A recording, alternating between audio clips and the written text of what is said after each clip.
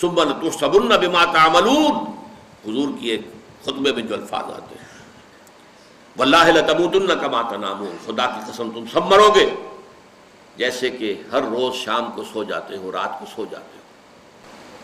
انسان کی human tragedy کا نقطۂ عروج بالکل ایک اور ہے، مرنے کے بعد پھر اٹھایا جائے گا، پھر جواب طلبی ہوگی، کیا کرتے رہے زندگی بھر؟ تم نے حقیقت کو پہچاننے کی کوشش کی؟ تم نے حق پر چلنے کی کوشش کی؟ یا تم نے ظلم کیے، زیادتیاں کی، ناانصافیاں کی؟ آؤ حساب دو۔ اس پر بھی ایک سورت ہے قرآن مجید کی، سورۃ الانشقاق۔ یا ایھا الانسان انک کادح الی ربک قدحا فملاقیہ، اے انسان تیرا معاملہ یہ ہے، تو مشقت پر مشقت جھیل کر، تکلیفیں پر تکلیفیں برداشت کر کے پھر ایک دن اپنے پروردگار کے حضور میں حاضر ہوگا جواب دہی کے لیے۔